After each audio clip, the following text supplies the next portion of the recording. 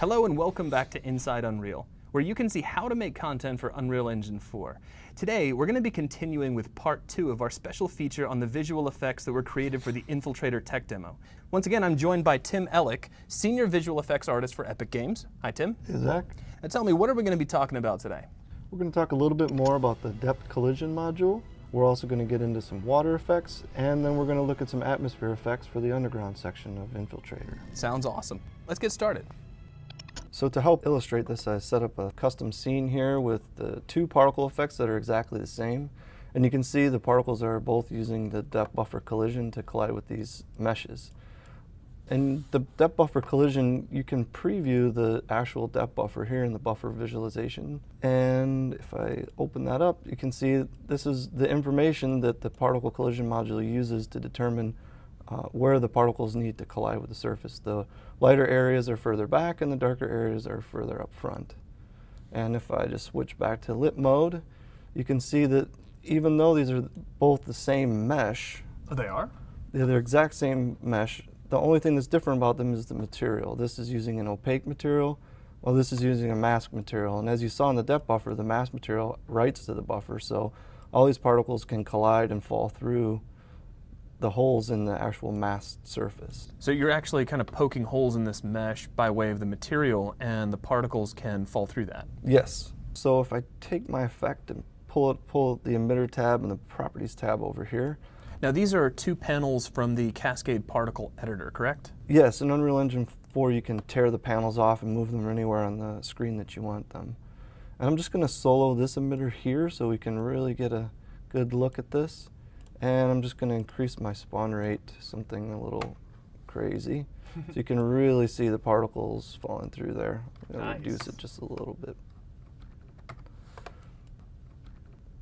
So when we get into the actual collision module, there's several different options, and you can mouse over any of these to get a quick description of what it does. And so as you can see, the resilience controls how bouncy the sprite is. So if I set this to 1, the particle is just going to go crazy, bouncing all over the place. And if I set it back to 0.125, it's a little bit more reasonable. And then friction is just how sticky the surface may be. So if I set it to 1, the particles are just going to really adhere to the surface. And if I set it back to 0.25, they'll slide around a little more. If I set it to 0, they'll just slide all over the place. And we can also use these radius controls to offset the sprites from the surface so that they don't just clip right into the ground, so can get them to show up just a little bit more. So it's kind of like offsetting the collision surface? Yes. And then we have the response method, which determines how the particles are going to behave once they collide. You can set them to stop and they'll just stick right to the surface, or you can set them to kill and they won't go through the surface anymore. You can see that most evidently over here. That is just too cool.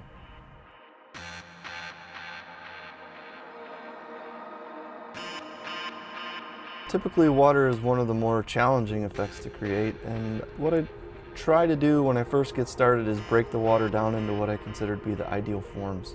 And in order to do that, I take a look at a lot of different reference. Sometimes I look at photography, but I also like to look at 2D animation like old Disney films, as well as the book Elemental Magic by Joseph Gillen, which I recommend to any effects artist. And you can see here that I've broken all of this down into like the 6 parts that I felt like I needed to achieve this particular effect.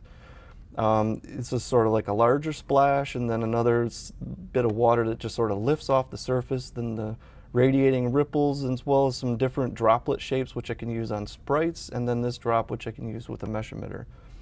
And once I get all those things together, I pull all that into Cascade, and you can see here's the final effect. And I can use the dynamic parameter and different material controls within Cascade to manipulate the behavior of the material in time with the animation which I control on the mesh level. Can we see that in wireframe? Sure. Oh yeah, that's really cool. You can see here each one of these is 3-dimensional, so if I rotate it around from different angles, you can get a different view of it. And we can even use it in different ways. Like this particular mesh, you can see looks more like if someone was to step in a big deep puddle and it would lift up and splash out. But in order to reuse and save on memory, I actually just scale the mesh a little bit different and animate it differently here so that I can save on asset space. Now, where do you see this effect in Infiltrator? It's in the hallway as the soldier's making a turn and walking down towards the infiltrator, and you can see it on the right-hand side there. And it's one of those effects that we use just more for ambience to add some secondary animation to the world and just help bring the world to life. You can see in the background here there's a lot of mist and haze, and this is achieved with a mixture of particle systems as well as meshes. And there's some more haze down in here just kind of drifting up through the grates, and that helps define the midground, the background, and then in the foreground we have this kind of lit smoke or fog, and then some God rays coming through the grates, as well as all these little tiny dust motes floating around in the air, and you can see they just sort of parallax and as you move through the space. Yeah, they add a really nice depth. And these dust motes are kind of interesting because I'm actually using a vector field to control their behavior.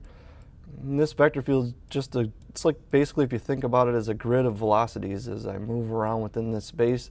Each one of these little lines denotes a direction that the particle is going to move in. The lit translucency also is fantastic because I can just grab this effect here, and as I drag it around the world it updates in real time with the lighting information, so I no longer have to tweak a material parameter or an instance parameter. Oh yeah, that's really awesome. Now, let me ask you this. As an effects artist, how has Unreal Engine 4 enabled you to create scenes like this? With the new GPU particles, I really don't have to worry about my emission rates and simulation time as much. So I can emit hundreds and hundreds of these little dust motes in the air, and I don't have to worry that every single one of them is ticking and updating every frame and chewing up game thread time. And I feel like these kind of details are what really helps define the space and create a relationship between the player and the world. And best of all, we do everything in Cascade, so the tool is very familiar, and for anyone who's used to doing effects in Unreal Engine 3, making the move to Unreal Engine 4 with Cascade is going to be pretty straightforward. Very cool. Well, that's about all the time we have for today, so thank you very much for your time, Tim, and we will see you on the next Inside Unreal.